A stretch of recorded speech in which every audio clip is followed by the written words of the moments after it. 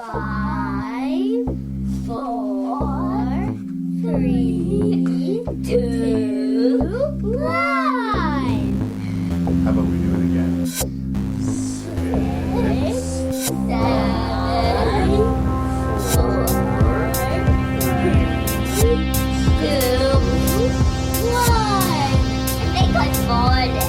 Okay, let's try one more I time. definitely. Ready? I can move you. Making reveal. Making reveal. Say 6, 6, 5, 5, 4, 3, 2, 1.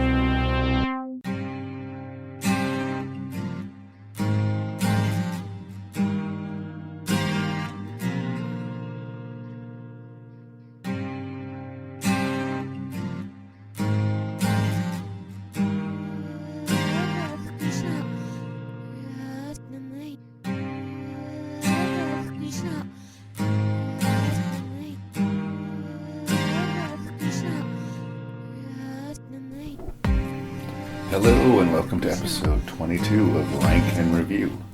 This week I'm going to look at 6 subtitled scares. 6 films from foreign countries that are going to try and get under my skin. My guest this week is the lovely and talented Ashley Patch. I think we got an interesting crop of movies to discuss this week. As usual, I will warn my listeners that there is going to be some spoilers, and there's probably going to be some coarse language. But let's all try to be grown-ups about this. Thank you so much for taking the time to listen to my podcast. My name is Larry Parsons, your host and random Canadian.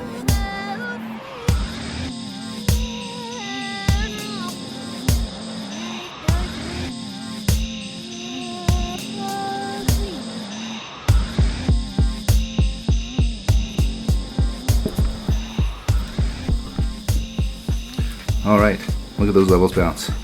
So welcome to episode 22 of Rank and Review with my very special guest star, and I hope I say this right now, Ashley Pachowski? Ashley Pachkowski. You're a lot closer than most people guess. Son of bitch bastard. I apologize. This is the second guest that I've invited to my show as a dear friend to do this, and I have said their name wrong in the introduction, so I apologize. Yes, we are mutual friends from the theater world in Saskatoon. And you have selected subtitled scares. I have. You enjoy reading your movie, or I enjoy reading my movie. I needed something really different to do, and something that would focus my attention. So I figured, if I have to read and watch at the same time, then I will give this, my full mind power. And gosh, did that work out? So I'm really, and. Yeah. I have reviewed a handful of, subtitled films for the show already, but this is definitely the first time we're going to have a whole episode dedicated to it. And I've got, happily all of these were subtitled for me to some degree, so of success or others. Mm-hmm. I know some of the English was a little unelegant in The Tale of Two Sisters, I noticed a few times. But there was so much else going on. Yeah.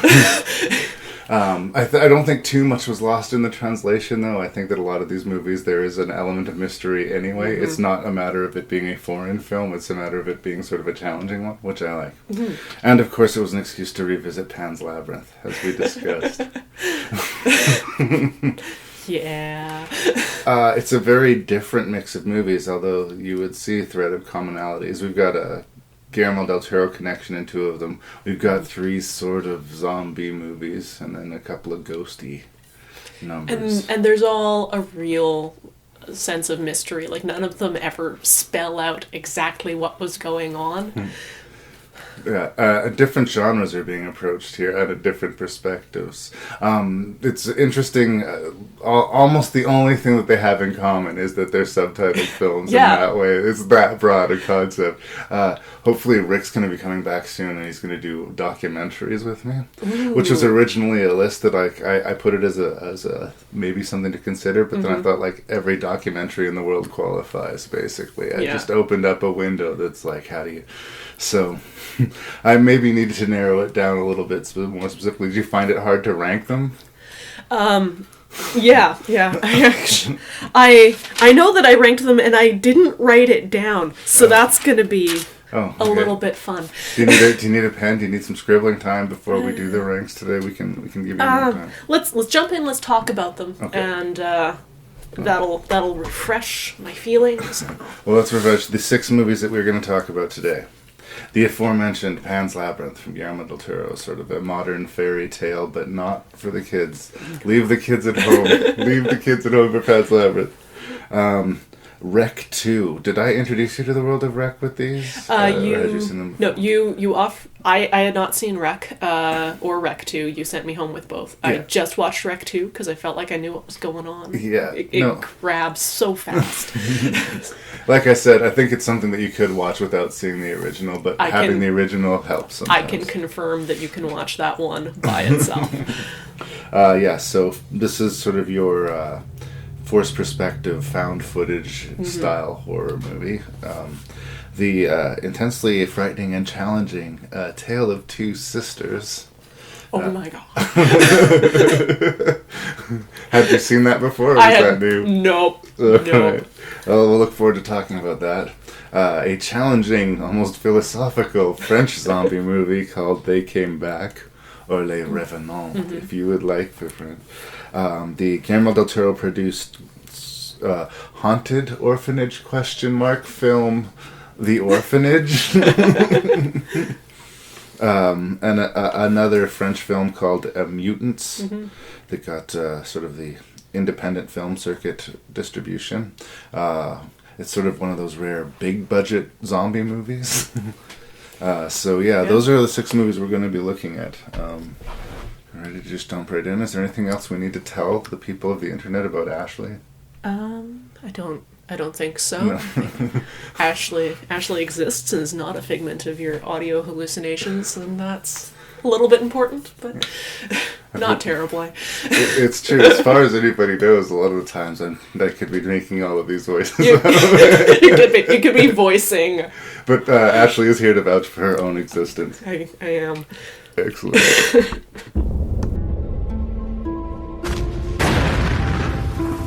In a dark time, when hope was bleak, there lived a young girl whose only escape was in a legend that wanted her back.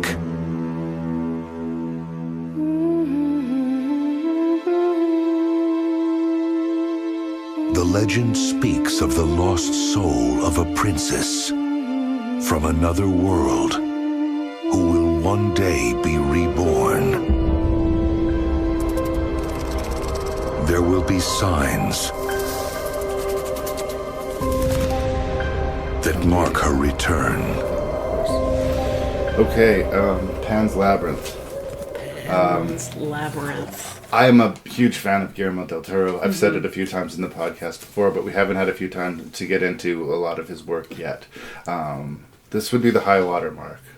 For me, as far as Guillermo del Toro films. It certainly ranks a lot higher than Blade 2. But I think the only other Guillermo del Toro movie that we've reviewed so far is Mimic, which I did like quite a bit, but I think this is playing in a different class altogether. This almost is a class of its own.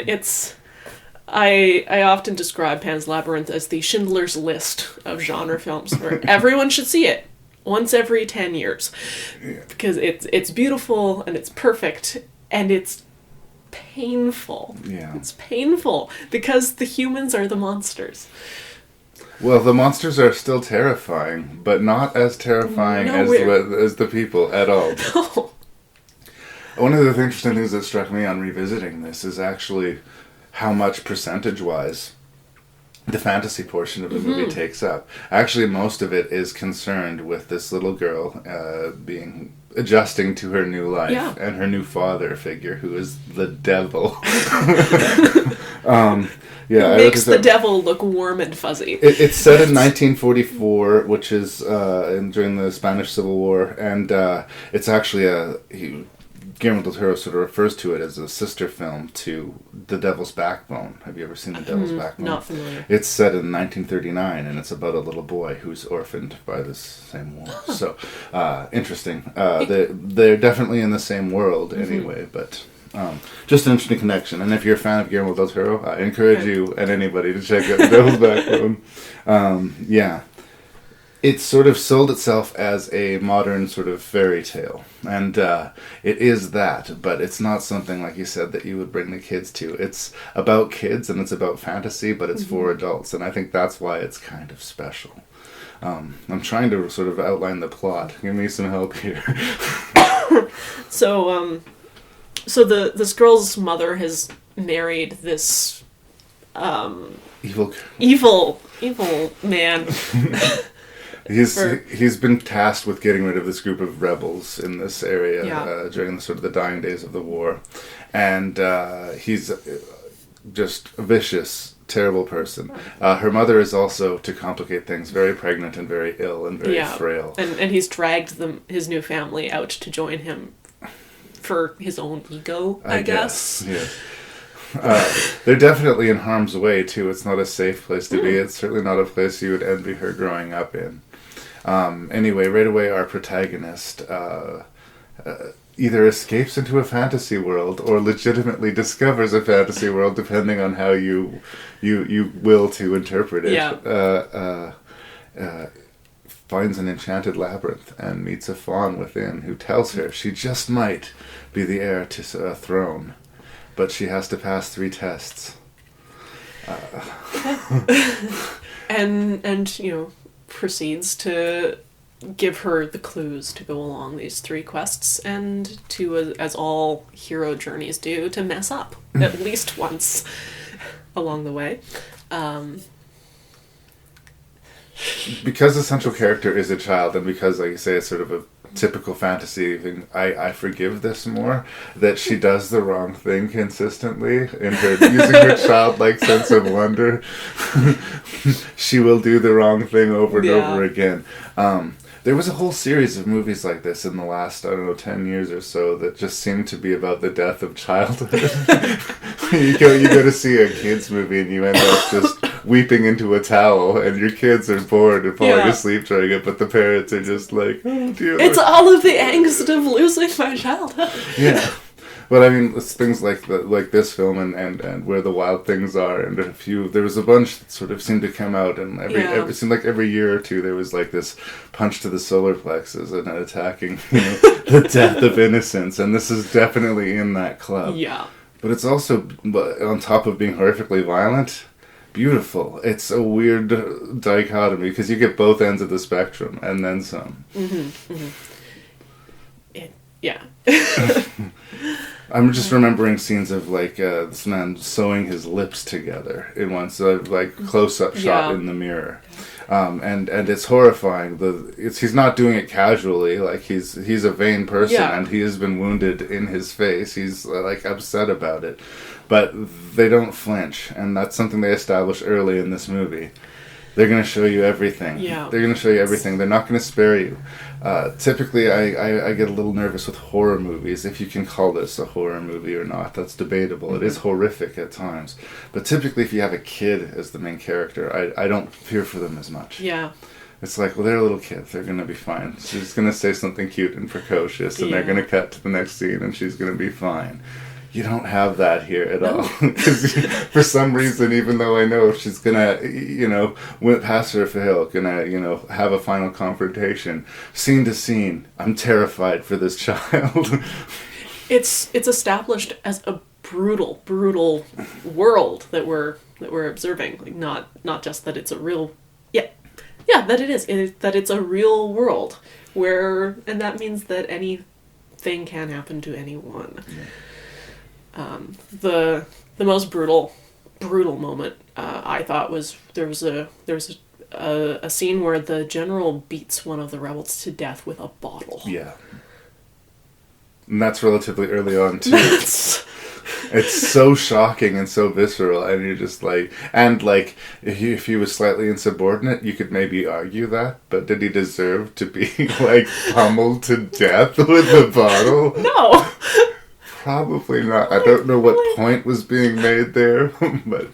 and in that way, he is almost like a mustache twirling, hand-wringing, like, cartoonish villain. But he still seems somehow real in this world. As horrifying as some of the creatures that she encounters in the fantasy world, and most memorably the Pale Man, he is called, with eyeballs in the center of his hands. And yeah, she does the naughty little kid thing of taking food off of the table. And the fairies are going, no, saying, keep moving. Don't do it, little girl. But no, forbidden fruit tastes the sweetest. And yes, we're hitting this death of innocence thing pretty hard, but love this movie. Yeah. But as you said at the beginning, Ashley, I don't think we can overstate how dark this is, and I think if you haven't seen it, you should prepare yourself for that. Maybe bring a hanky. And there is, although I hesitate to call it a horror movie, in whatever magical ingredients got thrown into the pot to make this movie, there was a few shakes of horror were added to the brew.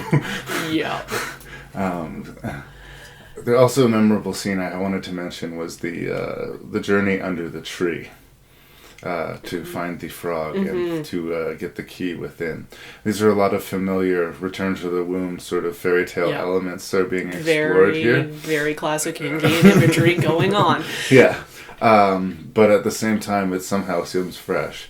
I kind of like it when you can find me in a place like an Alice in Wonderland type of world where I've never been before, but I can accept. And that's what happens here pretty quickly. There was a moment in this viewing where I decided for myself that the fantasy world was absolutely as real as the real world. When the cars are pulling up, it was like the first bit where they're introducing the girl and her mom, and one of those little stick insects that she later identifies as fairies is following them and is watching them, and I'm like, she's not here to observe that.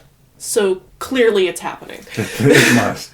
Well, in a way, I tell myself I want it to be real. It's sort of the same thing I say when we talk about ghosts or anything like that. Do I believe in ghosts?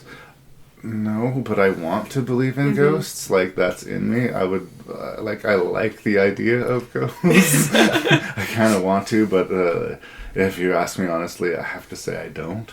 But in this movie, I want it just because of how heavy and brutal it is. Especially if you just dismiss this all as flights of fantasy, as her escaping. Like, not only is she this abused, sad child, but she's lost her mind and in the end, her life. I would rather that this was a rite of passage and she's joined the fairy folk as their new queen, and she will live forever in wonder and magic, because otherwise it's just another dead child in this war landscape, and it's just fucking brutal. So, yes, Pan's Labyrinth exists, damn it, and Santa Claus exists, and the Easter Bunny and the Tooth Fairy. I think the short version, Cole's notes of what we're saying here is that Pan's Labyrinth is fantastic, and if you haven't seen it, you probably should. Why haven't you seen it? And a note on subtitles. Because with Pan's Labyrinth, you can get either version. For me, personally, I'm a big believer in subtitles. I don't like my movies dubbed. But as far as dubbed movies go, they did a pretty decent job with Pan's Labyrinth. I think it was hitting enough success that they found it worthwhile to do a good dub of it. Yeah. But typically speaking with these movies, and this is relevant to all of the movies we're going to talk about, if you can find an actual subtitled version, I do think you're closer to what the director wanted, and you're closer to the feeling of the performances. Absolutely. You may not get word for word, and yes, something might get lost in the translation, but you will feel the performances, and you will be closer to what the director intended. I think getting the correct performance with the visual will make up for anything that might be lost in the subtitling. feeling. I've already reviewed a few films in this show where I wonder if it hadn't have been dubbed, would I have liked it more? Yeah. Is it unfair to judge it on that measure? So all of these were subtitled. Anyway, enough of this. On we go. Oh my god.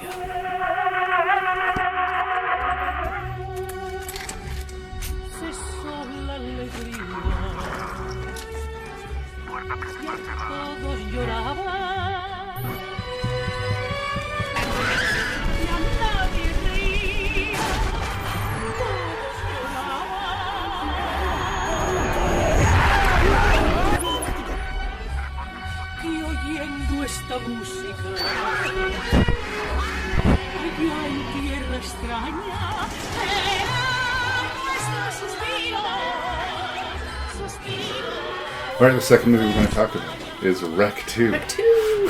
Wreck 2. I reviewed the first Wreck with my friend Ryan Giese on like the 11th or 12th episode, and he ranked it number 1 in that list of zombie movies. Nice. I didn't rank quite that high, but I was a big fan of it. And it was in contention with movies like Dawn of the Dead and Return of the Living Dead and Reanimator. So Alright. good company. Horror sequels are sort of a suspicious lot. As are all sequels. Sequels they're either a paycheck type of movie or, you know, a quick, a cash grab for the studio or for the actors or both. So typically, creatively, there is some loss to it. This is a sequel with a good reputation. Do you think it earns it? I think it absolutely earns it. I haven't seen Wreck and Wreck. You still haven't seen it? I still haven't seen it. Okay. I didn't want to taint my memories of Wreck 2 by watching Wreck after I'd seen it by itself, but it absolutely stands alone. Yeah. It absolutely works as a movie by itself. And I think that's the strongest thing you can say about a sequel. Yeah. So you don't have to watch the first one. You can jump right in.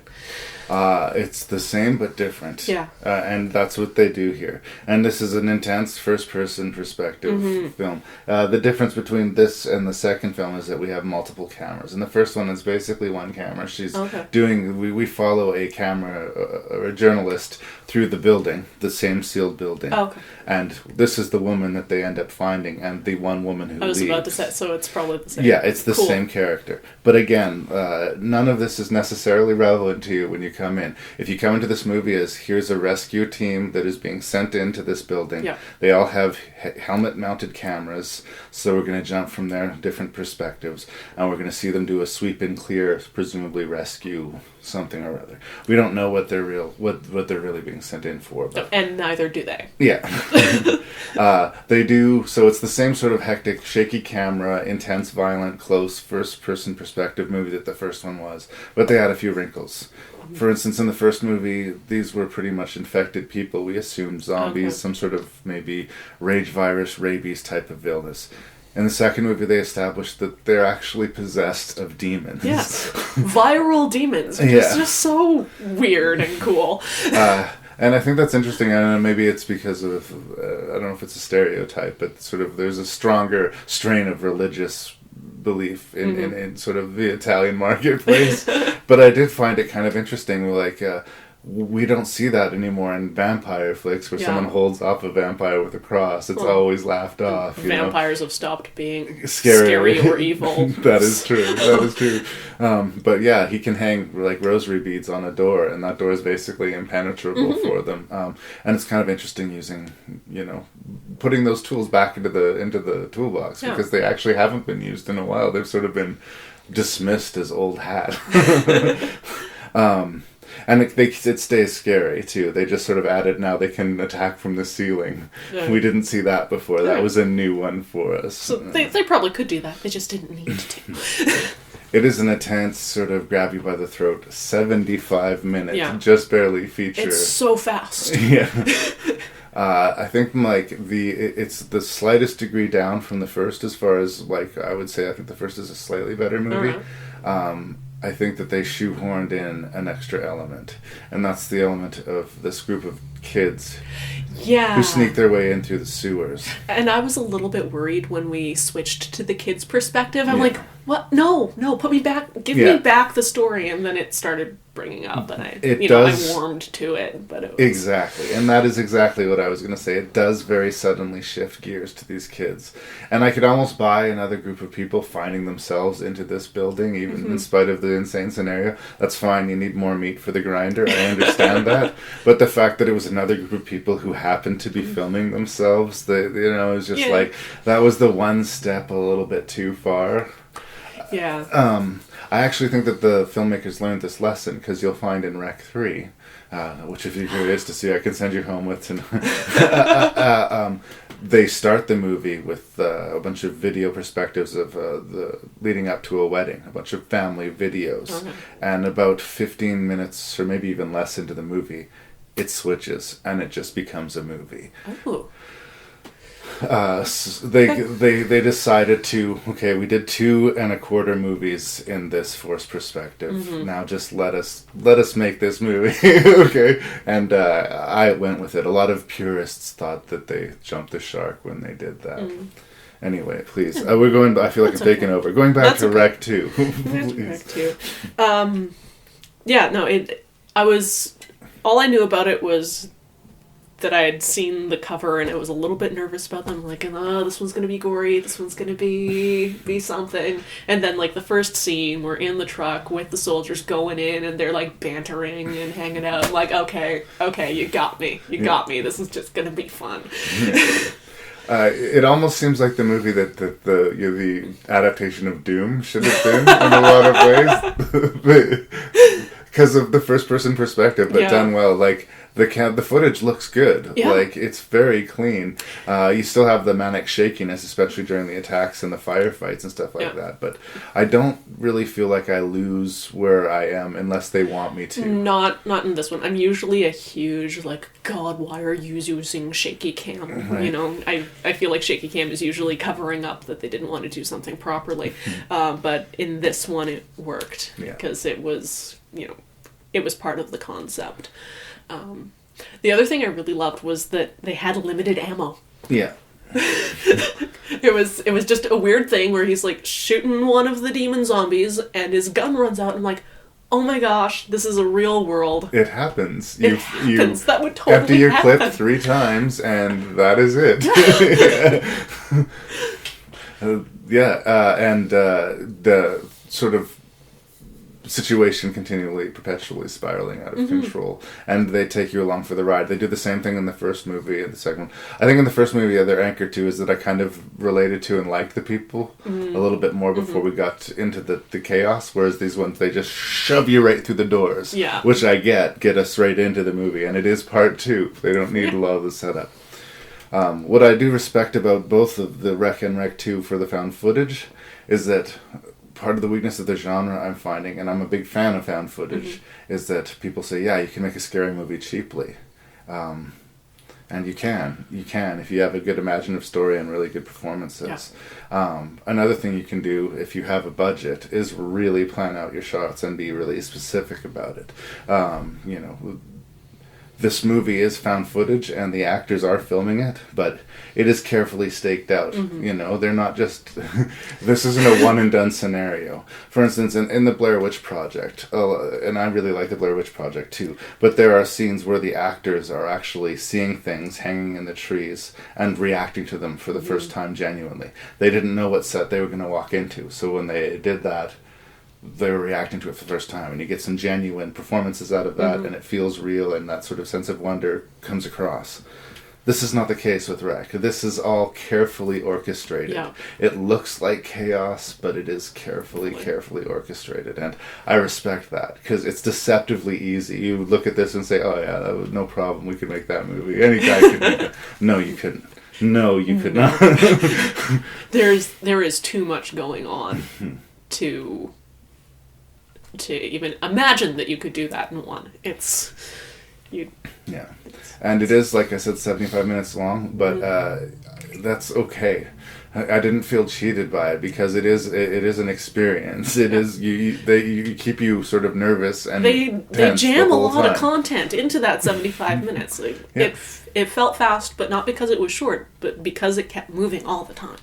And it seems like a conscious choice. They could have had a 5-minute prologue, or they could have had an elaborate credit sequence. They could have fattened this out pretty easily, but they didn't.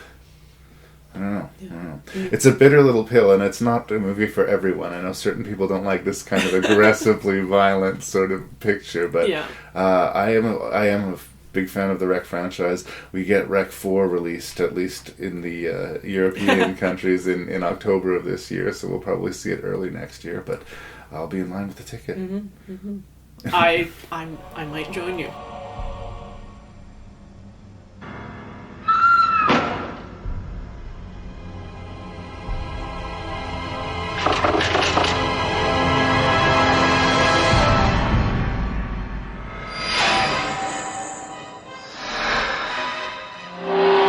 이 집에 뭐가 있는 것 같아. 애들이 집에 내려오고 나서부터 Alright, here's a completely different animal. So different. Yeah, I don't think they could find a more different movie than Rec 2. I mean, they're both quote-unquote horror movies. But That's where the similarities end. in Rec 2, we had an aggressive grab you by the face, throw you through this Yeah. hectic movie, intense horror thriller.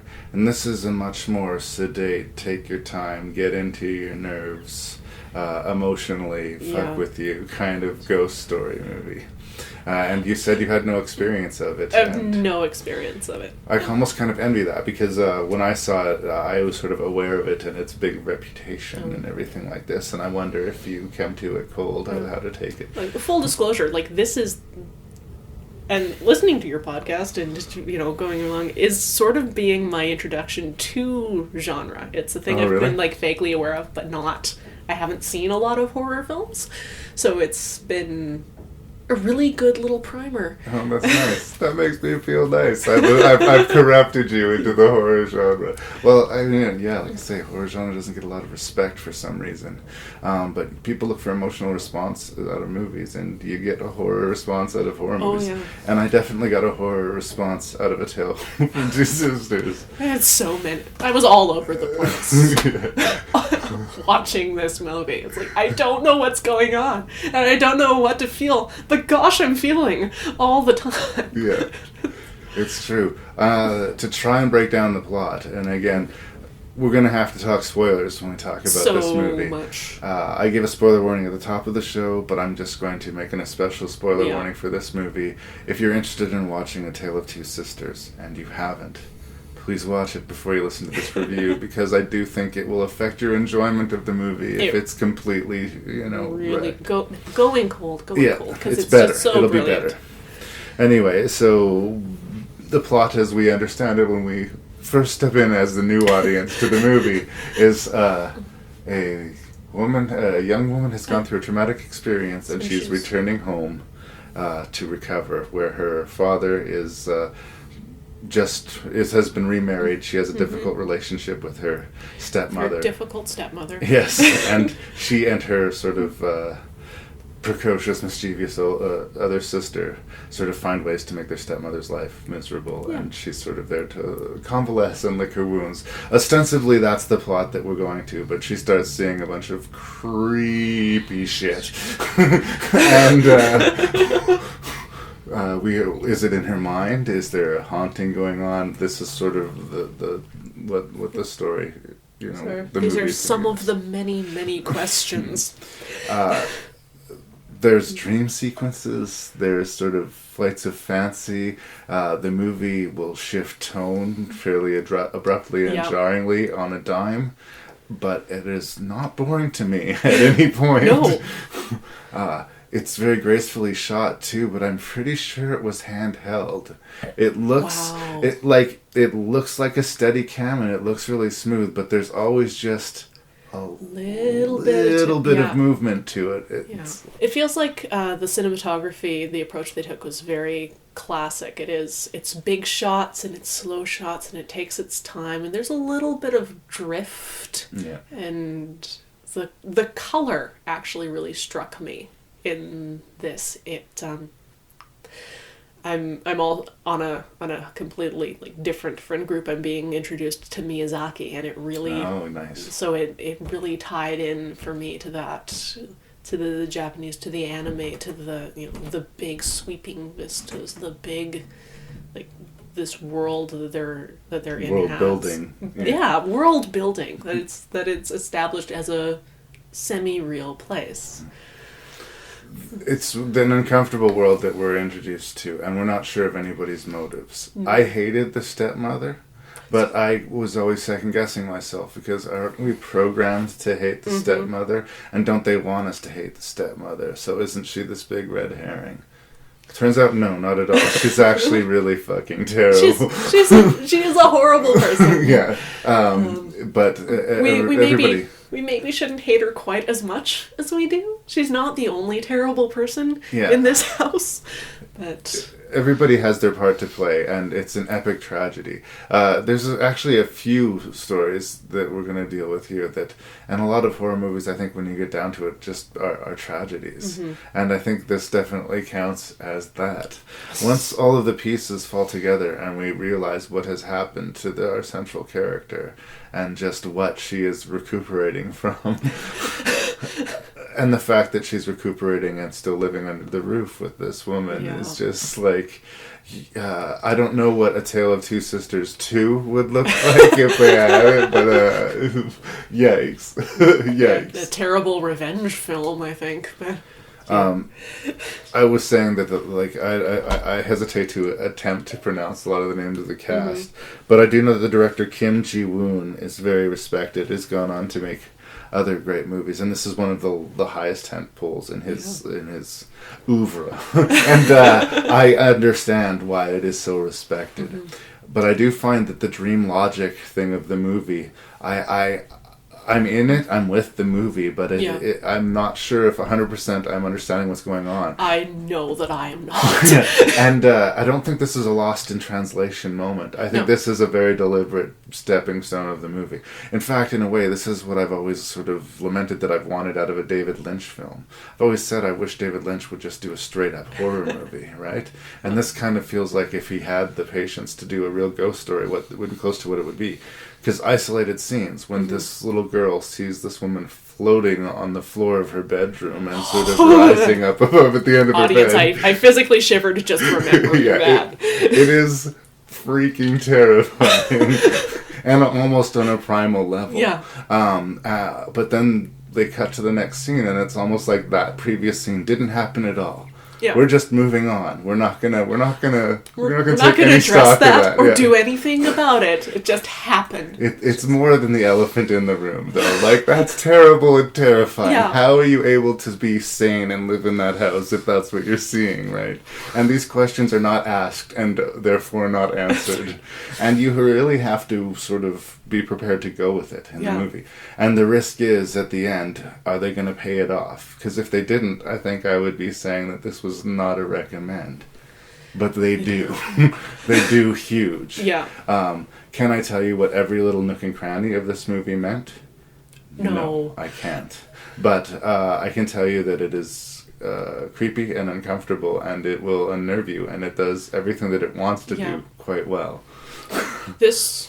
I'd like to rewatch this. I'd like to rewatch this with someone who hadn't seen it yet, because I feel like this would be the most brilliant conversation movie. It's like, so what did you think? So what did you...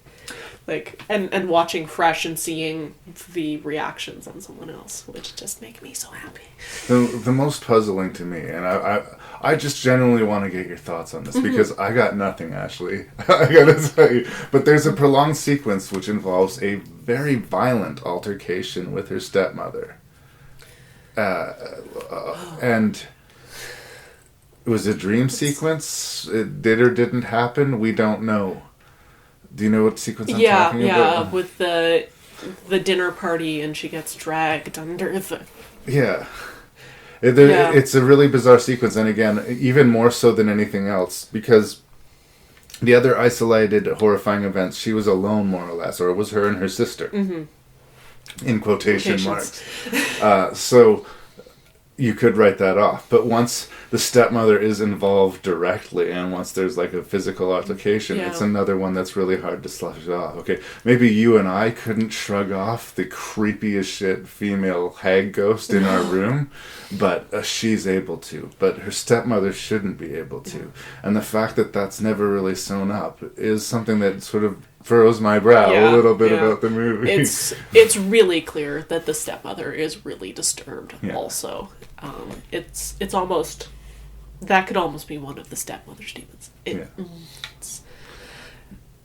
It's one of the things when you look at it again the second time. How much are they putting up with this girl's illness? One of the big twist, I guess, we're going to have to go to it. Yeah. This is why we told you to watch it before you first. listen to it. But her little sister that she's been talking to and playing all these games with, and her confidant and her basically companion on this adventure is a figment of her imagination. Her sister has died. That's why she was in the institute. That's why she is home to heal. Yeah, because her mother and her sister died in a horrific event, and it was horrific. horrific. It's just the terrible word to use, I suppose. But When I say it's tragic, yeah, just to say it out loud, a child waking up to find her mother had hung herself in a wardrobe, and in her desperate try to get her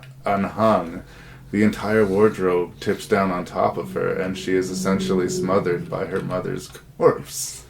Sweet Lord, that is horrifying. And left and found and left there. Yeah. By the evil stepmother. We know conclusively, assuming we can take this scene at face value, that the stepmother did. She didn't cause the girl's death, but she could have prevented it, if that makes any sense. She didn't plan to murder the girl, but she didn't save the girl, so she's responsible. She certainly saw the opportunity to get the family out of the way, and let it happen. And there's a moment like I think it's right after that, where the stepmother and the main daughter have a little snip at each other. Yeah. It's like, if you weren't so busy snipping at your stepmother, you'd have gone into that room and noticed. So I think there's a whole big guilt level complex. of personal guilt. That's... Yeah. Well, and this is the whole thing. The whole survival guilt is what she's all about. She can't handle it, so her sister just can't be dead, so she won't be dead. She's with me. There's nothing not horrifying and sad about that. And yet, I'm recommending this movie. So, A Tale of Two Sisters. I don't know that I understand every corner of it, and like I say, a lot of times that's problematic for me. I don't know if this gets a pass because it's a quote-unquote foreign movie. I think this is so beautifully put together. And I think it's a puzzle that is solvable. Yeah. I think maybe somebody could talk me through it. Somebody smarter than me might be able to tell me every nick and cranny of this. And it feels like, there's a whole lot of other information that the director and the writer who would have. They just didn't need to put it in our face. They didn't want to hit us with the point bat. And I certainly didn't feel like we were being spoon-fed. No. That's not, they respect their audience, and I therefore respect that. I think that actually that's a lot to do with the level of attention that quote-unquote Asian extreme cinema has been getting. They seem to set up scares better than anyone these days. And they trust the audience to meet them halfway, which is exactly what a lot of American cinema does not do. No. It does not trust the audience to meet them halfway. It's not just about of showing the shotgun on the wall. They'll have somebody give you a little monologue about why it's there. It's like there's nothing subtle about it. I appreciate that this definitely respects its audience, and it's worth a look. It's a slowly paced ghost thriller. It's nowhere near the horror movie that Wreck is. No. If you're a hardcore horror fan, if you're going in there looking for... If you're bloodthirsty, this isn't your movie. But if you like a classic sort of ghost story, this is a really good one. So good. Is there anything else you want to say about A Tale of Two Sisters? Uniformly great performances. I wish I could be telling you all of these acting and actors' credits and all the things they've done subsequently, but this film was just strong across the board. Do we trust that the stepmother is getting some sort of ghostly revenge at the end of this? Is that how you interpreted that? By the end, I couldn't. Has the madness infected her, or is there a spirit that is plaguing her legitimately again? or is it all just what the girl wants to have happen? In a way, there's a lot of parallels with Pan's Labyrinth here. Yeah. So this is another way we'll be interested to see how they're ranked at the end of the day.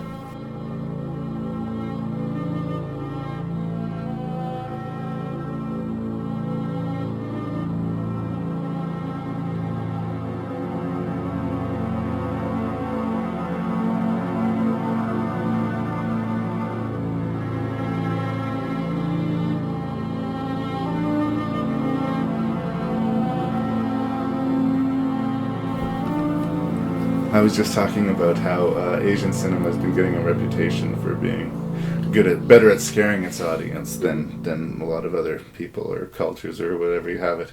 And the French are getting a similar reputation. Films like High Tension and Frontiers and Martyrs, and there's these really hard, to-the-wall, brutal French thrillers coming out.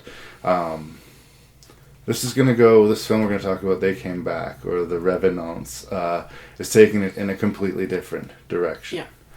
Is it about people coming back from the dead and on a global scale? Or, well, I guess not on a global scale in this story, but on a mass scale? Yeah. Yes, it is. But we're not going to see anybody's guts getting ripped out. We're not going to see any sort of bizarre cannibalistic behavior. No. Not too many people getting shot in the head. What we are sort of treated to is sort of a philosophical, meditative, how would we really politically, sociologically, culturally adapt to something this crazy? And there is an added, maybe Twilight Zone-ish twist that the people who come back don't seem 100% who they were. Yeah. They're not who they were, but they're not But they're who not they quite were. what they were before. It's also, they got this weird sort of pastel color scheme. As you can see, I've got the DVD in my hand, but a lot of sort of dull, drab whites and grays, and a lot of cold clinical environments, cold office interiors and hospital hallways, and people grieving in rooms that were designed for them to grieve in. So it's different. It's a different movie.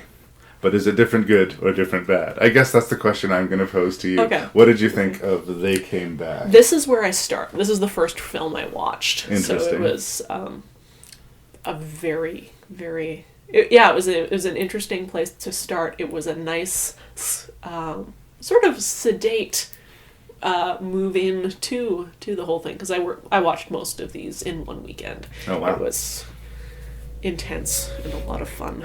Good. This is another thinking movie. This is Cerebral? very cerebral.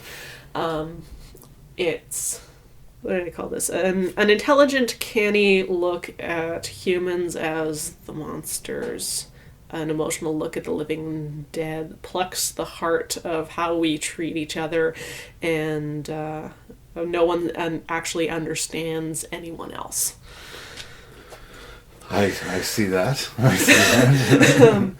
Things that I will say I like about the movie, or where I want to start talking about it, is the moment of reunion that we have between people. And we see husbands reunion with wives, parents with children, and most hauntingly, a child to his mother being returned, and them sort of noticing the subtle differences, and them being at once so excited and relieved that this dream that they want this loved one back has come true, but at the same time horrified because this is not how it works. When you're dead, you're dead.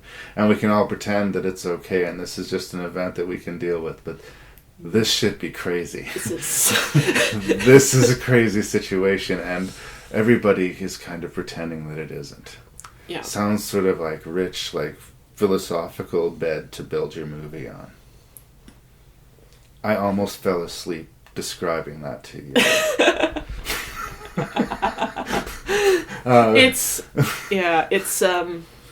It's very slow paced. It is very languagely paced. It takes all of the time it wants. Again, part of it is that maybe you're watching, or you'd be watching 6 movies at once. I'd seen it before, and I did revisit it, and I was trying to find things to like. Because to be honest, I got it because it was a French zombie movie. Yeah. And I watched it, and I wasn't a big fan. But I thought, okay, I need to revisit it, because this isn't your typical zombie movie. So maybe what my expectations going into it were such that I didn't give it a fair shot. Now, knowing what I'm getting into, which I did this time round, I'm just going to ease on into the bathtub here, adjust to the temperature of the water, and see what comes up, right? Yeah. I still find it does reek a little bit of fromage to me. You could give high fives all around for trying something here, but the same sort of non-answers that we were sort of in a way applauding in A Tale of Two Sisters nagged away at me at this. Everybody's kind of under reaction to what was going on. I would say if I didn't have an immediate loved one, if I was lucky enough that I didn't have an immediate loved one who was resurrected, I would probably be fleeing that city out of sheer terror, just because clearly something bad is going to happen. And again, spoilers, eventually something bad does happen. But it's this weird sort of organized, calculated, I don't know, terrorist action? It's like a distraction, almost. They set off some bombs so that they can quietly slip away while everyone's distracted, maybe? Is that what they were going for? I think that's what they were... Yeah, that's what they do. And that does raise the question of why they didn't just slip away quietly. Well, and it doesn't answer the question of how would you solve this problem. No. Because I think here's the really frustrating thing. I think, there are movies that are bad, and I can just stand here and hold my nose and say that was a weak performance, that was a bad idea, this was a poor execution. This wasn't badly acted, I don't think. I don't think it was particularly badly directed, and I think there were some interesting ideas. So it was one of these really torturous movies where I can see the ghost of this really good, interesting movie in front of me, but it's not that. And because it's not that and so close to being that, it kind of pisses me off. Maybe that's not fair. Not fair. I think we all have that reaction all the time, especially us, our theater people and actor people, people who create media. Yeah. It's where you can see what needed to be tweaked. I appreciate challenging art, though, and this is definitely that. This is giving to your gorehound audience, the people who are going to line up, for Saw 3 or whatever, they're going to say, you choke this one down. Yeah. We're going to dare you to think while you watch a horror movie. So I would have given it a lot of passes, if there was, and tell me if I'm wrong, Ashley, even one scare in the movie. No. There is no fright in this movie. I don't have to have violence. I don't have to have, the big global apocalypse. I don't need a lot of death and destruction even necessarily.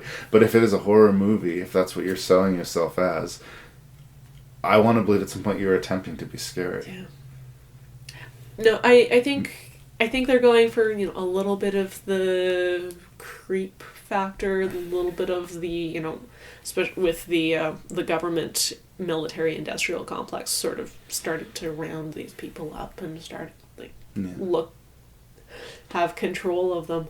But I feel like I've seen that other places, and I feel like I've seen it done better. Yeah. It reminds me of, and have you ever seen a film called, and ostensibly they're very different, but have you ever seen a film called Southland Tales? No. Okay. It's a very, very bizarre movie. This guy who directed Donnie Darko did it. Okay. Apparently it's based off of a graphic novel. But what the two of these films to me have in common is that they, right out of the gate, start world building. This is the world. It's sort of like our world, but everybody looks a little bit pastel and grayed out. And everything's a little bit softer and a little bit slower and a little bit more sedate. Sounds like everybody's on a Valium in this world at all times. And that's the pace that we're going to run at. And they set up that out of the gate, and that's fine.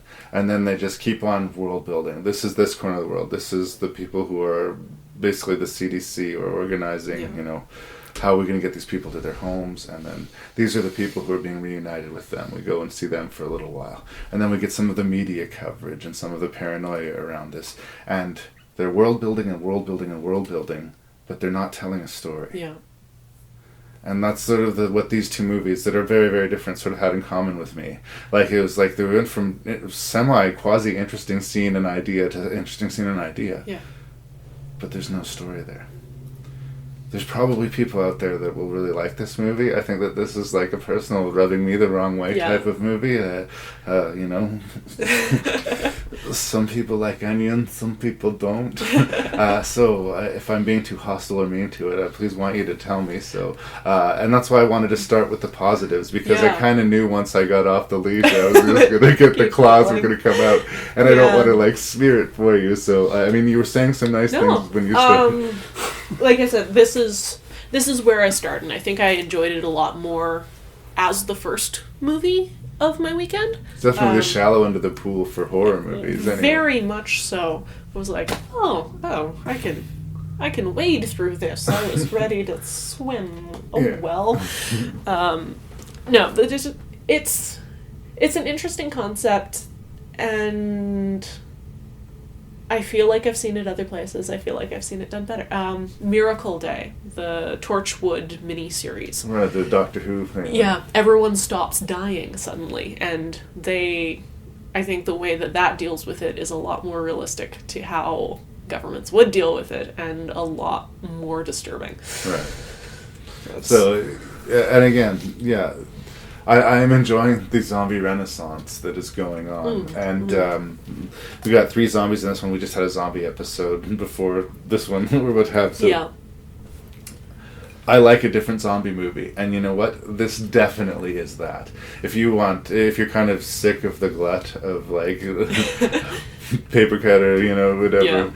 Another of the same, a group of survivors trying to keep it alive while they're besieged by zombies movies. This is not that. Yeah. I say that to a negative in this case, but in my own way, I applaud them for trying. Because, they did something different. Yeah. I won't say anything. I won't say that they weren't trying something there. It just was not for me. Mm-hmm. But there's some guy out there with a sharp goatee and like an earring who thinks this is brilliant. Yeah. You brew your coffee and you cut up your little cheese plate and you sit down in a like mildly darkened room and you will enjoy this movie.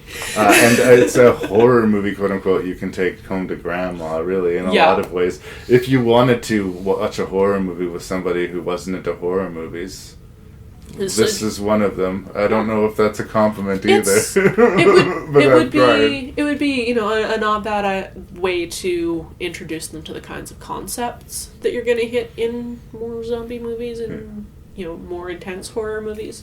It's if you came across it on television, you wouldn't peg it as a horror movie. Yeah.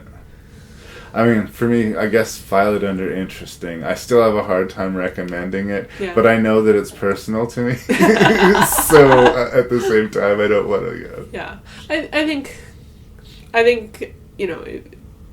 I would recommend it. I wouldn't strongly recommend it. I'm not going to run around going, "Have you seen this? Have you seen this? Have you seen this?" Because it's we'll see. It's not going to rank high for me.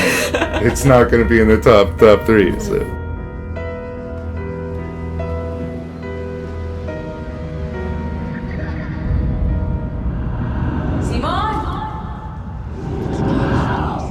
Simón.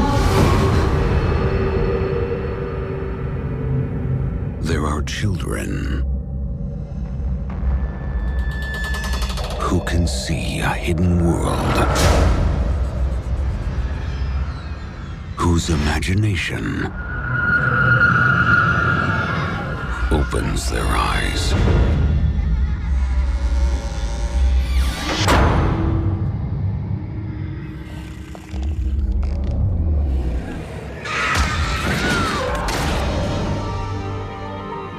Okay, well, I had been talking about how some of these movies, if you boil them down, are just tragic tales. And This one is that in spades. It's true. It's hella true for Pan's Labyrinth. It's hella true for A Tale of Two Sisters. And ironically, I watched this one and Pan's Labyrinth back to back. Yeah. So it was just the most depressing. Well, again, you can make Pan's Labyrinth hopeful if you can keep your childlike sense of wonder. This is the thing. You can choose for that to be a wonderfully happy ending. Yeah. And that's what I choose. Choose. Unfortunately, they're not giving you that option with The Orphanage. Nope. This one looks like your typical ghost story, and in a lot of ways is your classic form ghost story. Okay. Big, old, ancient, empty building, and weird sounds, and creepy little kids. It was, after all, an orphanage. It's where unwanted children went. Yeah. This woman who had grown up there takes her husband and her young son to the orphanage where she had grown up, now that she'd sort of come up affluent and wealthy. Yeah. She wants to give something back. She's going to run this place, and she's got her little boy Simon and her new husband, and they're just going to be happy forever and ever. It's going to be perfect. It's going to be perfect. It's going to be so perfect. And credits. Sadly, it is not to be. This is produced by Guillermo del Toro, and apparently he had his eye to direct it. I think because it is so similar to both Pan's Labyrinth and The Devil's Backbone, it would almost be like the triumvirate of kids in horrifying situation movies. It was time to make Hellboy. And by all means, make Hellboy. Because Yes. you know what? I like Hellboy. So thank you. Yes. So he produced The Orphanage. This was the #1 movie in overseas in the European markets. Oh, really? It beat like Shrek the Third and all sorts of these big ridiculous blockbusters. Yay. And it performed well here. The director, and I'm going to hopefully not J.A. Bayona. Hopefully that seems right. Bayona? We'll say Bayona. Plausible. Subsequently directed, I thought, a really fantastic movie called The Impossible. It's Naomi Watts and Ewan McGregor involved in a tsunami Oh. and trying to survive. Oh, yes, I heard about but did not see that one. Very well handled. Very different from this, very well handled. And word on the street is that they're trying to get him to do the sequel to World War Z. Ooh. So between those two movies, I'm intrigued to see what he would do with big budget zombie. Bring it, bring it, bring it. So I've already tipped my hand. I like The Orphanage. Yeah. What did Ashley Patchhouse? Ash- Damn it. Ashley Patch. Yes, that's what I've known you as for so long. What so, everyone yeah. knows me as, because it's just so much easier. I so enjoyed this film. I so enjoyed it. You have a dark little heart, I don't have you? a dark little heart. It's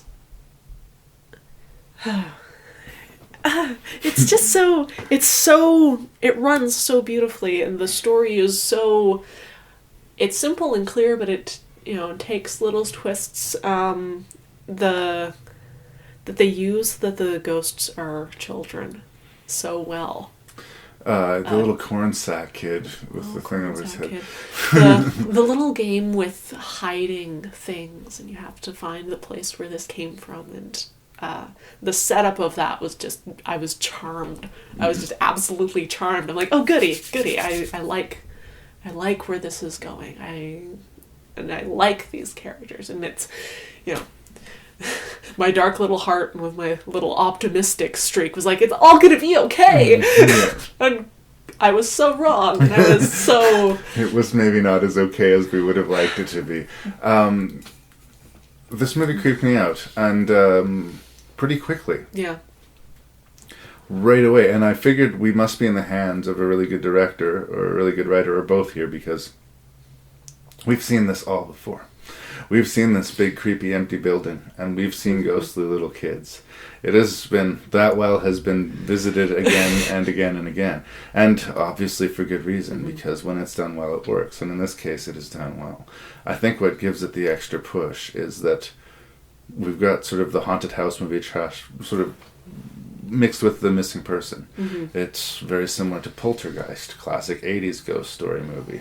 They solve the riddle of why you don't leave your house. Scary shit's happening, leave. Yeah. Well, you don't leave if your little girl's missing. Okay. And in the orphanage, it's the same thing. Yeah. Scary shit's happening, but Simone disappears. Mm-hmm. And she is convinced he's somewhere in that house. And she is not going to leave until she finds her boy. And when you first watched the movie, at least for me, I was really riveted to the movie because I wanted her to find her son. And she's had a hard life and she's built up to the point and she's trying to give something back, so let her have her son. Yeah, and they established the son so well and so clearly, and we care too. Yeah. In most of the ghost story, tropes are there, so you're expecting there's some riddle for her to solve. The ghosts want something, and she will give them that, and she will get her son back. This is how it works. This is the movie that we've seen before. But this is not what The Orphanage is. When you watch the movie again, I still have that same sort of feeling of dread, but it's not because I can't wait for her to be reunited with her son. It's almost like I don't want her to solve this mystery too quickly. Because when she solves the mystery, that's when her heart's really going to break. She thinks her heart is broken now, but it's not. It's not. And all of these good intentions are just being, no good deed goes unpunished, as I've said many times in horror movies. And if ever that was a valid thing to say for a movie, this is definitely that for The Orphanage. Some of the memorable moments for me is the creepy old woman that has been sort of sighted around the area and seems to know a lot about the history. She's desperately trying to get a hold of her, not even to confront her, just to get information. And that moment, just when she finally sees her and is about to have that confrontation, is rudely interrupted.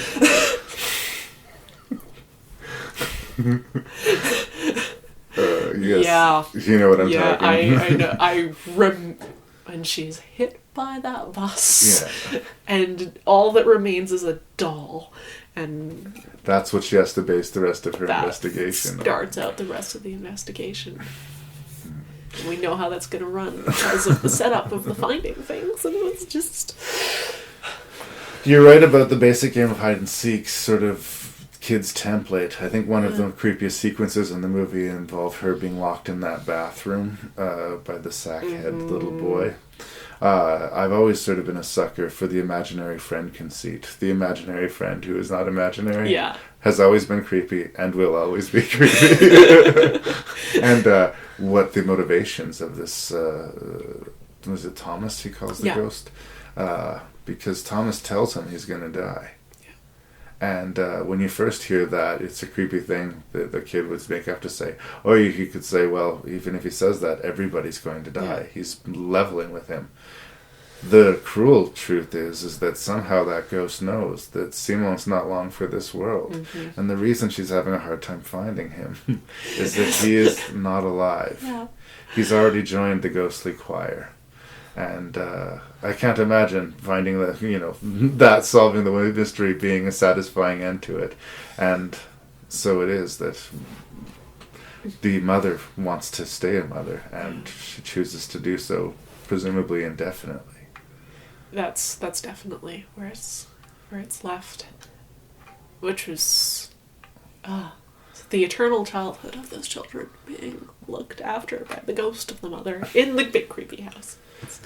I felt so bad for the husband. Yeah, too. He's got nothing left. I mean, in a way, you could say it's a weird one of those eternal fates, and philosophers will say anything that goes on forever is hell. But she wanted to come back to this place that helped shape her and take care of children who were rejected. And in a way, she's got her wish. In a way. In a way. But it's horrible as well. The performances are all very strong. I mean, I wouldn't have... The child performance is very strong. That's always a tricky thing. I was pleased. Yeah. I do think, and I don't know if this is a slate against it or not, with the exception of the sack-faced boy, with the exception of Thomas, I wasn't threatened by the kid ghosts. I always felt like the kid ghosts were just being kids. Yeah. They weren't acting sinister. It doesn't add or subtract necessarily from the creepy element. I think there's their ghost children on his face. Kind of enough. He's creepy. we'll accept that as creepiness, yes. But yeah, they didn't have to overdo it. They didn't need to darken their eyes. They were just kind of like kids being kids. And I guess hopefully and magically they've managed to never get sick of just amusing each other with precocious childlike behavior. And again, I guess if there's going to be ghosts, I would rather it was that. Because otherwise, if, like I say, I want there to be ghosts. I secretly want there to be ghosts. But if there is, and if there are ghosts tied to a place, and they're still somewhat a person, any place becomes a prison if you can't leave it. So you eventually go mad. So then you say, well, all ghosts eventually go crazy and become malevolent. Now I'm scared and won't be able to sleep tonight. Thanks a lot, Ashley. You're welcome, Larry. Sorry, I've been talking all over this. What else did you want to say about the orphanage? Well, I basically spilled out the whole story. Yep. I don't have good notes on this one because I got so absorbed. You were too busy watching the movie. I was too busy watching the movie. Well, that's and recommendation. That's recommendation. Yeah. I would recommend this to any horror fan. Like I said, the other movies in this list so far, actually that's not true. I would recommend Pan's Labyrinth to anybody too. But as much as I liked Rec 2, I wouldn't recommend it to anybody. No. And as much as I liked A Tale of Two Sisters, I wouldn't necessarily recommend it to anybody. The Orphanage, I would recommend to anybody. Yeah. If you're a fan of horror movies, you should watch it. And if you're not a fan of horror movies, Then this is a probably good a one for horror you. movie that you could watch and like. Yeah. Like I said, we've completely wrecked the ending for it who hadn't seen it, but in a way, it's an emotionally powerful one too. Like, I felt like it was getting a little something in my eye a few times that I was watching the movie, So when I was watching it the second time, knowing where it's going, because she's just so desperate to be reunited with the kid. And I guess, like I say, she does get to be reunited with the kid, but it's a that thing where hefty you're fare. gonna get what you want, but it's not the way you'd hoped it would be. And I go back to where I started with that. Again, we've sort of seen this before. The mother figure sacrificing herself to be with her child is a tired, worn trope in the haunted house genre even. And the big, dusty, old, renovated mansion full of ghost kids we have seen before. And I understand somebody reading the back of this case and thinking, been there, done that. Yeah. Don't check this shit The out. journey. Yeah, the journey on this one is so worthwhile. If there's a flaw, and I am saying if, it's that there's some familiarity to it. But watch it. Yeah, and certainly if you're like me and just getting into genre, Yeah. this is a really good, one to put high on your list.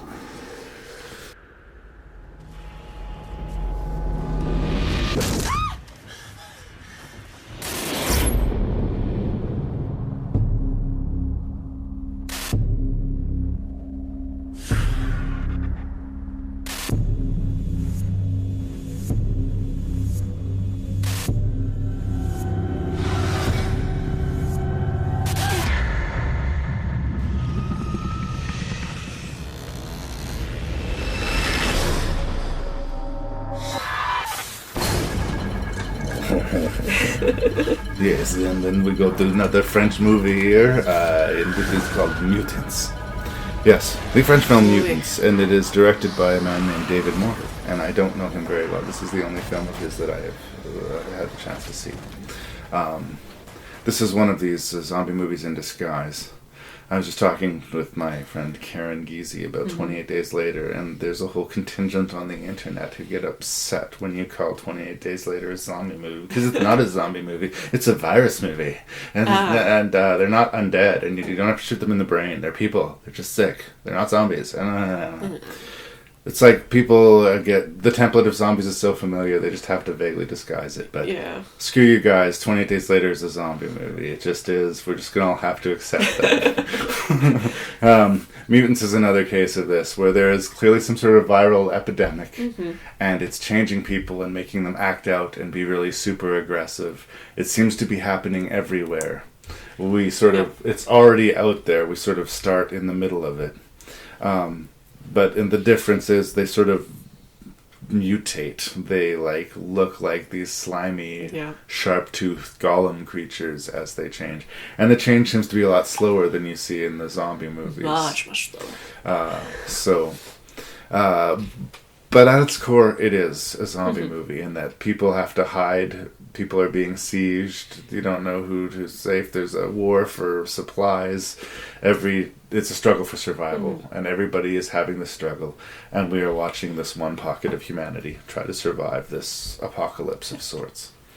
Specifically, our protagonist and her boyfriend, who have taken shelter in, I think, what was an abandoned hospital or asylum in the middle of a fairly beautiful-looking but bleak, at the same time, winter landscape. Yeah. And he's clearly been bitten, and he is clearly slowly deteriorating. And she herself, in an echo to a previous movie, is pregnant and not healthy. Yeah. So she's desperate to survive, and she's scared both of the threats of the mutants, or I'm going to call them zombies because that's just going to come out. They're zombies. These zombie mutant things are a threat, and other people that she comes across have already proven themselves to be not trustworthy. So the fight for survival is she's made more vulnerable. Her husband's deteriorating, and she's got this bun in the oven that she's got to protect. And there's the illusion of safety in the solitude, but they couldn't have picked a creepier place to hide.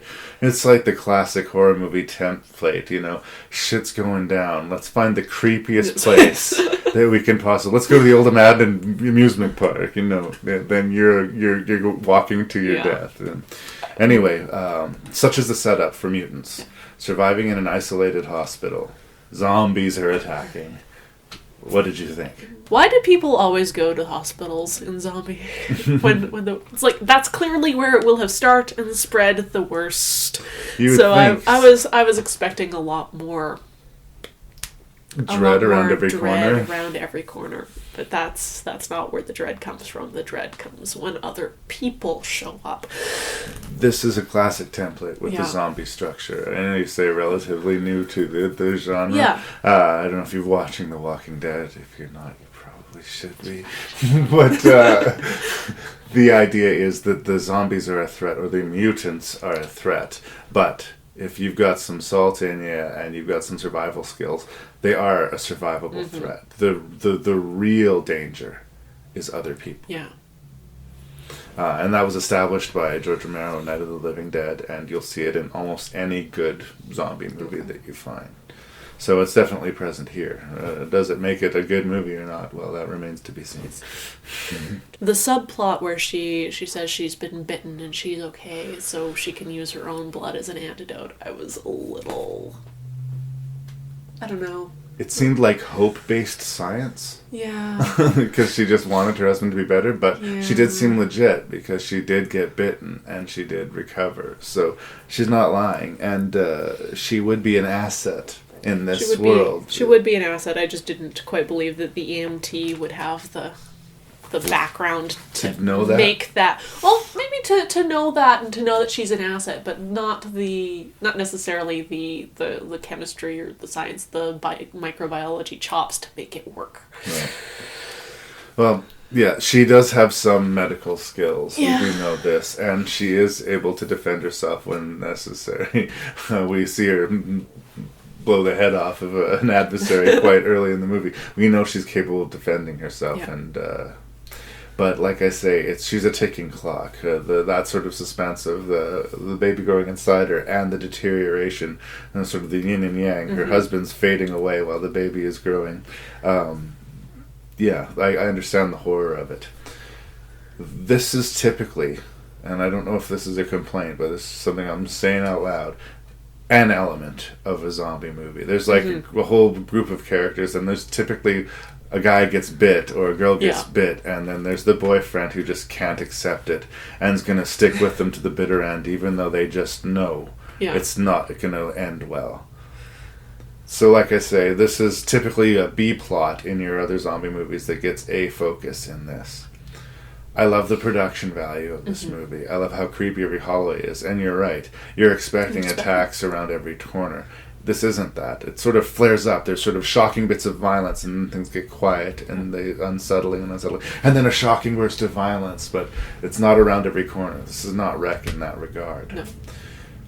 I think that if they had more going on than just this B-roll storyline, that this would have been like an utterly epic zombie movie, because I love how much love has been put into the making of it. But because I'm a connoisseur of all things zombies, and because I see a lot of zombie movies, Yeah. I can't say there's anything in this movie, aside from maybe the look of the zombies, that I have not seen before and quite a few times. And even, you know, being newer coming in, I don't feel like it's treading a lot of new ground. No. And that's not bad. I mean, I say, there's going to be another zombie movie next week about a group of survivors holed up in some place, and Larry will get around to watching it. Just like there will be another movie about a shark eating swimmers at a beach, and Larry will get around to watching it, because it's just like, you chum the waters and we'll swim up. Yeah. So there's nothing wrong with being that. Another slasher movie or another ghost movie or another. It's just like, you sort of bring your own little piece to bear. And I guess what this movie brought, more than anything else, what stands out about it, is the production values. Every set looks very well considered, and the violence and sort of the visceral, like, horror aspect of the movie works really, really well. Yeah. But the story is just familiar.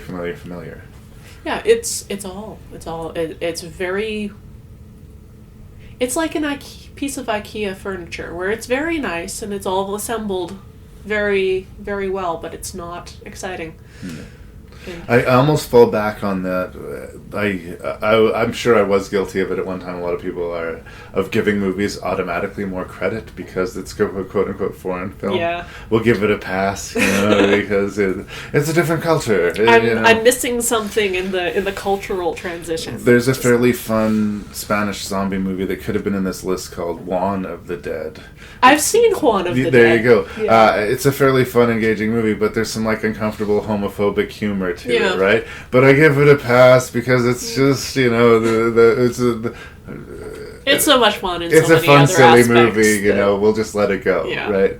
And I'm wondering if this isn't how I feel about Mutants. Mm-hmm. It feels like it wants to be this epic, brilliant, super huge, awesome horror movie, and it's a pretty good horror movie. It starts well. It starts well with characters like making intelligent decisions, and like the army girl was like insisting, no, we can't try and save this person. We have to shoot them. We have to shoot them now. Yeah.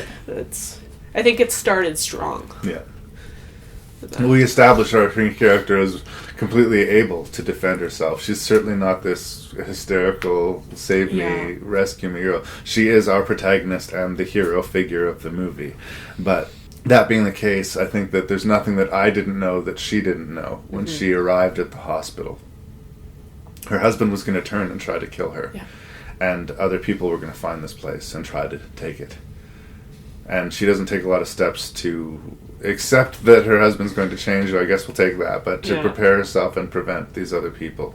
And if she'd been bitten before and cured, you'd think an intelligent person would realize how important you would be to the world. Yeah. And that maybe, as dangerous as it might be, finding if there's anything left of society that you can tether yourself to, as opposed to driving random barren highways. Running out of gas. That could be a budgetary thing because they didn't have the money to show us the evil chaos of the cities where everybody's overrun and there's mutants around in every shadow, But obviously this is a much more contained thing. They had this great location and it is great. It is. And that's where the bulk of the movie is. And they suck all of the atmosphere that they can out of it. But yeah, like I said, familiar elements. Well made, worth a look, but I sort of felt like I was forgetting it a little bit while I was watching it too. Yeah.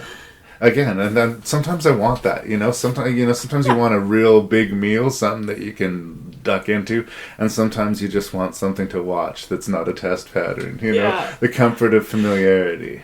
This one, the hardest thing about it is that there's subtitles, but it is so beautifully shot, you could almost watch it with the sound off. And the subtitles are well done. I didn't notice any real problems, and I know just enough French to know if they've done it wrong. So that was.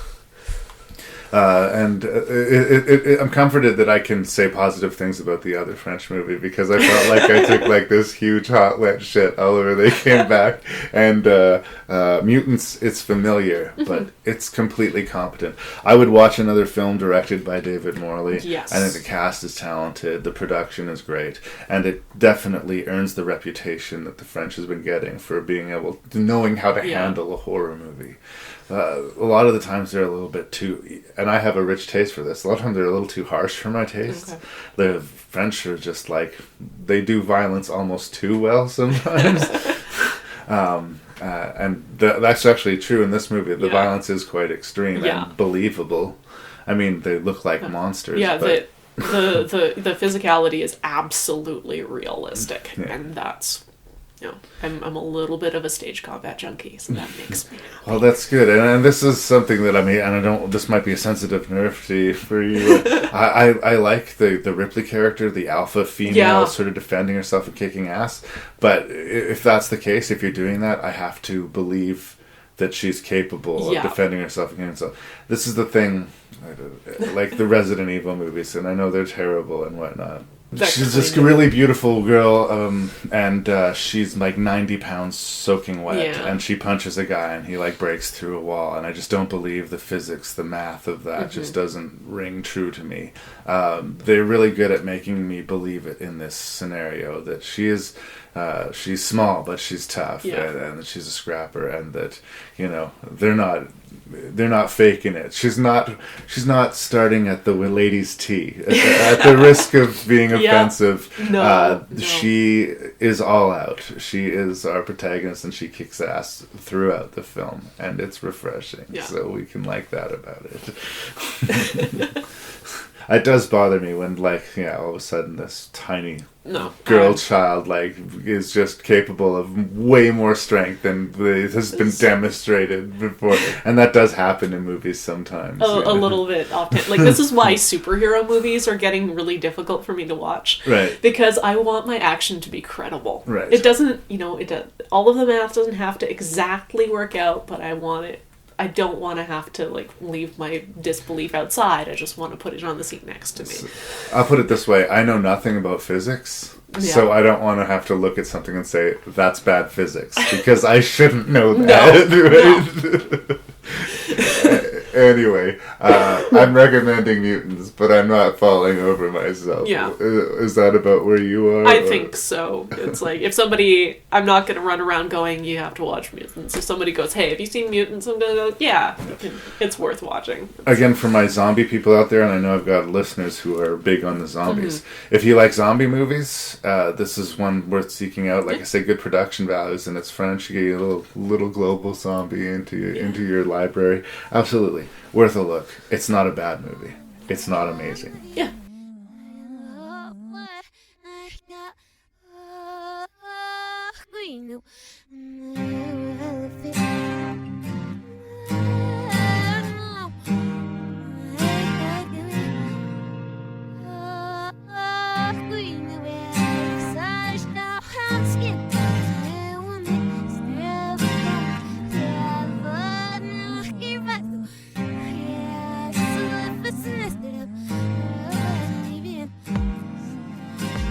Basically, other than their foreign films and that they could be called horror movies, there's not a lot in common with these, which makes them a little trickier to rank.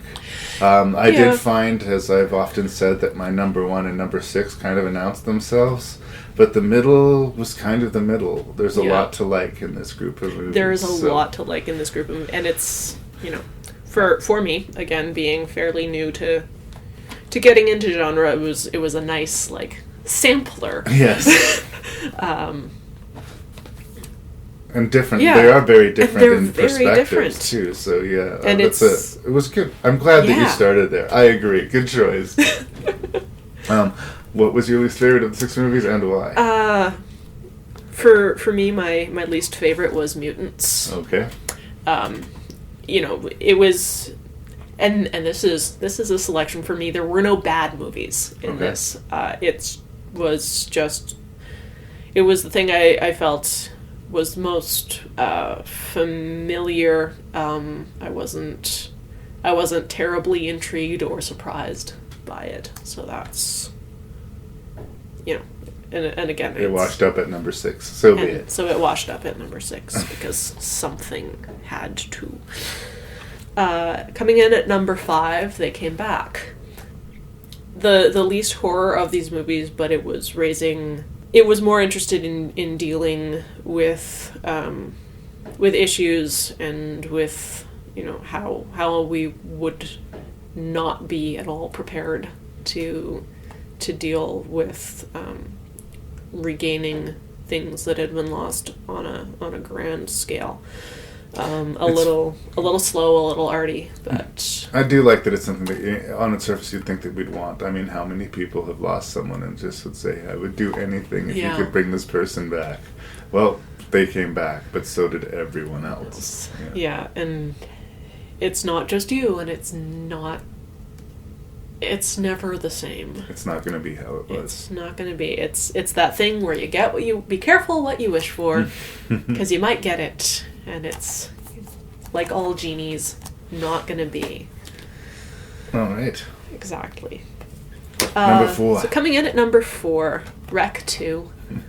It was such a blast of a movie, and I was a little bit nervous about it, but it was so much fun.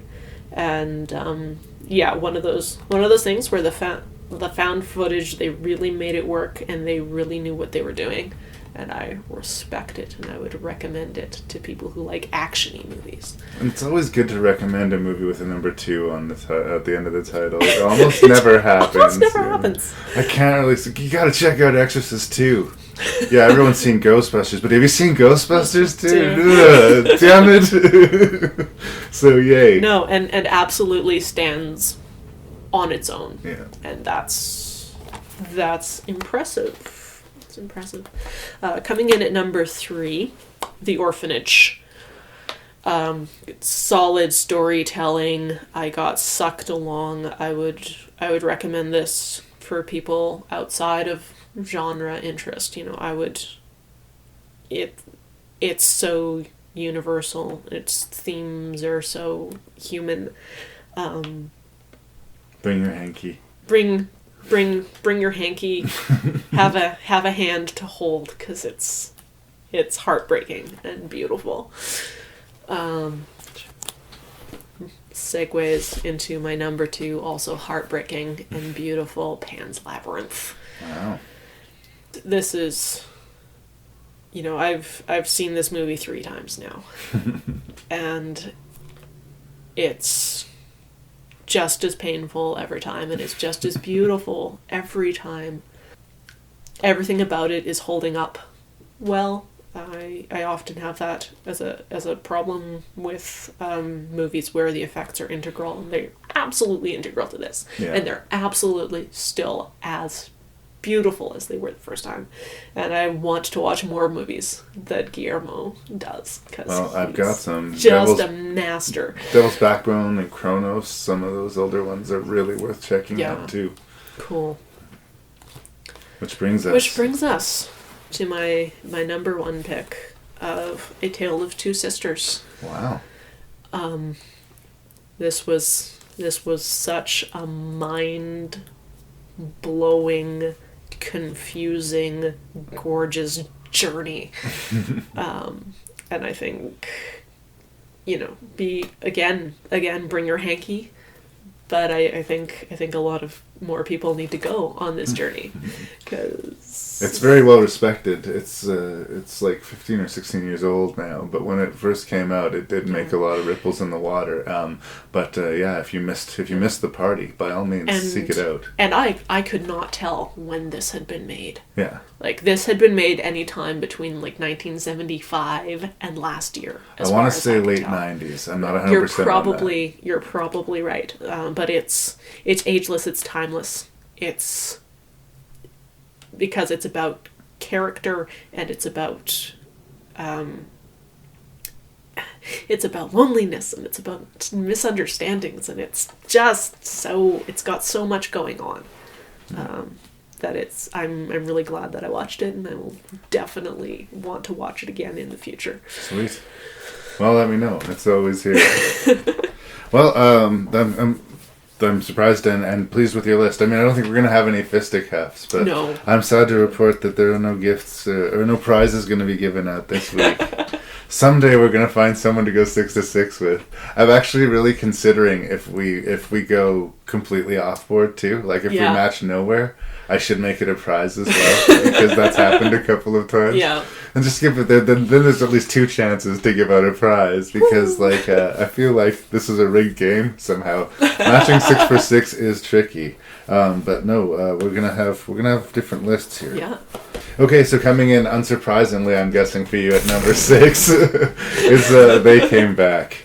I think I might have overstated my point with some enthusiasm when we were talking about it. So I'm just going to refer to the back of the box here, the DVD case. Having returned to life, the living dead now cohabitate with the living. One morning, a small French city wakes up to discover groups of recently dead people walking...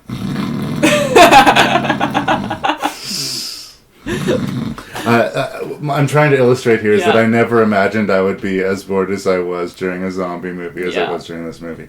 And I did give it an honest second shake, and I do genuinely think that it is the least interesting movie of these 6. There are a lot of people out there who will disagree with me, and they are free to do so. Yeah. This is the beautiful thing about art is that we can, Rank and review at Gmail. Tell me how full of shit I am. Please, by all means. Yes. Coming in at number 5, I'm going to go back to Mutants, and I think we're on the same page here with this. I think it's really well made. I think that everybody involved is in the right line of work and should continue making movies, and I would like to watch them. It's a mix of borrowed familiar elements, and if you're in the mood to watch something that goes down quick like a Happy Meal, this is that. The trickiest thing will be getting past the subtitles, and if you get past that, this is a completely adequate zombie feast. So, Mutants. It's at number 5, but don't let its placement steer you away from it. I'm shocked at how low on the list Rec 2 ranks with me, but it is at number 4. I think it's fantabulous. Again, a completely solid sequel. I also love sequels that happen immediately after the original. And like you say, you watched it without watching the original, and we're still with it. So even though it starts right where the original finished, you can still bring anyone into it. Like I said, if I'm looking for something to bitch about, those kids coming in through the sewers with their own video camera is maybe one added element too many. But there's so much good in this movie. And it brings you back after it throws you that. And we did need more lambs for the slaughter, so by all means. So ranking at number 3 is where I put The Orphanage. And I sort of flip-flop on 3 and 2. Again, this has a lot of the thing we're talking about, mutants being very familiar. This does have a lot of those familiar elements too, but instead of having the typical ghost story payoff, we just have the really tragic payoff, and you can decide for yourself if that ghost was sinister or not. When he was saying that boy was going to die, did he cause that boy to die, or did he just know? Because when you're dead, you're in the know for that. Regardless, the fact that happens to that little child is unbelievably tragic, and it's just not the payoff you want. And because you're expecting the other one, the emotional punch of the movie is strong. But like I say, because it is familiar, I had to give a leg up to A Tale of Two Sisters, which was going to land at number 2. I do think, and again, this is probably a weakness of mine, I like to know what I'm, or if I don't immediately understand the scene that I'm watching, believe that somebody involved in the production does. And I think about 85% of the time, I'm 100% with this movie. There's 15% of the time that I'm confused, but for that I will forgive entirely for the couple of scenes that flat out terrified me, that were like straight up horrifying, and for, like I say again, another tragic and emotional payoff at the end. But for my money, at number 1, and number 1 for the Bullet, and what I assumed was going to be number 1 for you, but we're still friends anyway, is Pan's Labyrinth, because I, at the risk of hyperbolic statement making here, I think this might be one of the finest fantasy films. Period. I don't think that's hyperbolic. Just like, I know people love, The Fifth Element, or people love the Star Wars and the Lord of the Rings, and even Wizard of Oz. This is comparable in that canon of fantasy, and standing real high on the top of that heap, if you ask me. The creatures in it walk this amazing line that is really Guillermo del Toro's real gift. I mean, he's really good at storytelling, and he paints a good picture, but he makes creatures that are at the same time horrifying and beautiful. It's all over Pan's Labyrinth, but it's even in the Hellboy movies. Yeah. There's that weird angel prophet creature in Hellboy 2 that is just, by itself, it seems like it should be a movie in itself. Yeah. It's just so wonderful. And the imagination packed into this movie.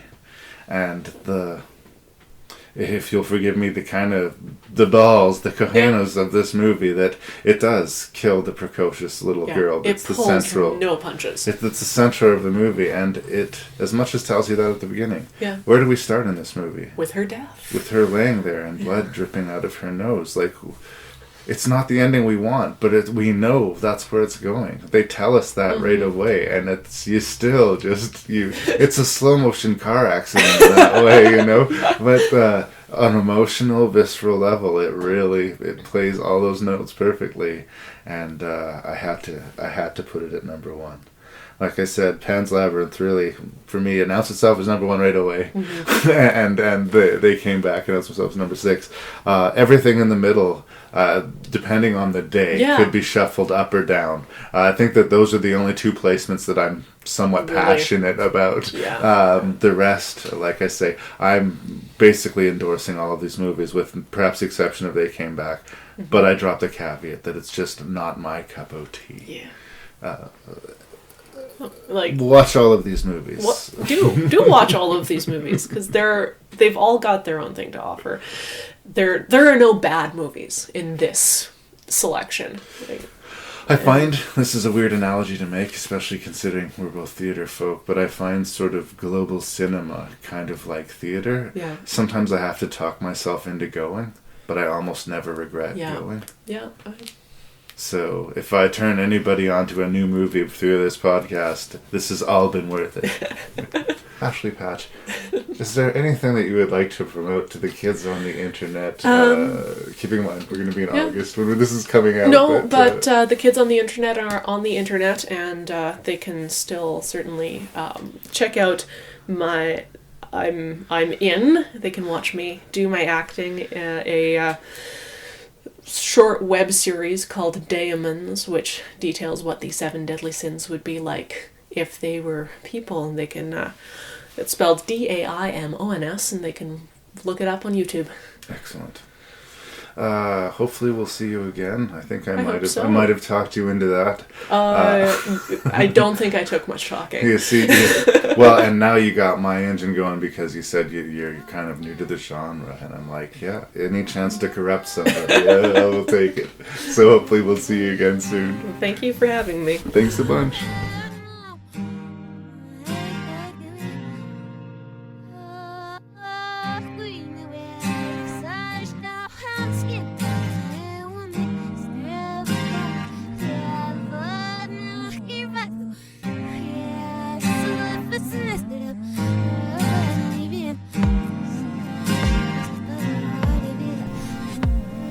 And so it was, episode 22 of Rank and Review comes to an end. I hope you enjoyed that, and if you have any feedback to give me, I hope you decide to do so. You can do so at rankandreview@gmail.com. That's RANKNREVIEW@gmail.com. Also, if you're into this Rank and Review thing, please seek us out on Facebook, seek us out on iTunes. Leave positive reviews, and most importantly, spread the word. I want more people to be listening to the podcast.